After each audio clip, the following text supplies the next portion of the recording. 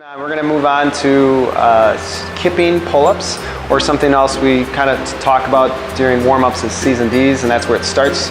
I kind of mentioned this earlier, that kipping is a skill, so you shouldn't really be practicing kipping pull-ups until you have your first strict.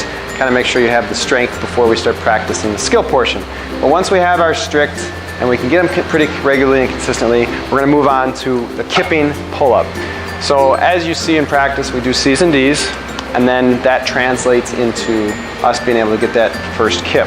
So Dustin, Coach Dustin here is going to help me. He's going to jump up. You notice he has the same grip that I talked about before, not too wide, and the thumbs are wrapped around the bar. He's tight in the core and the feet are together. All right, Dustin, go ahead. He's going to start with those C's and D's, and then he kind of uses the hips and a pull, gets his chin over the bar, and then comes back down. So at the top, there's a slight push off of the bar, but it's not too aggressive. We don't want to push off the bar too aggressively where I'm so far off. It's more of just a slight push to come off the bar, which creates us to get into that hyper position, and then we're going to pull, we're back in that hollow position. So hyper and then hollow is what we want to think about. All right?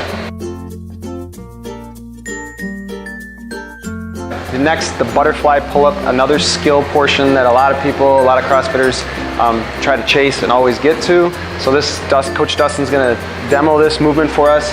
I do just want to mention that for longevity purposes of health of your shoulder, butterfly is actually not very healthy for the shoulders because there's a lot of whipping around in the shoulder area. So actually kipping, if you're going to do it properly, is actually the better version for the shoulders and the health and longevity of your shoulders. However, butterfly pull-ups are very efficient and perfect for competition style.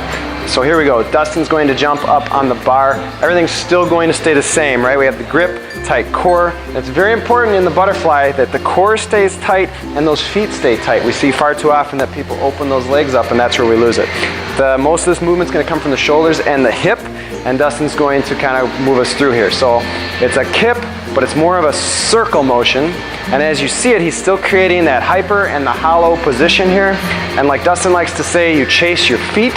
So as the feet go out into that hollow position, he then goes back into that hyper, but then the head goes forward and he kind of creates that circular motion. Dustin, you have anything to add on that? No, just maintaining positions. Yep. That's the most important. And then keeping the feet together. Like I said before, I think a lot of people tend to come through and they kick, and but that creates a very inefficient angle. Remember, gymnastics movements are all about shapes and not angles. So if we break at the hip and I break at the knee, I'm actually losing and being less efficient. So core tight comes from the hip, feet together, and you still want to get back to your hyper and your hollow.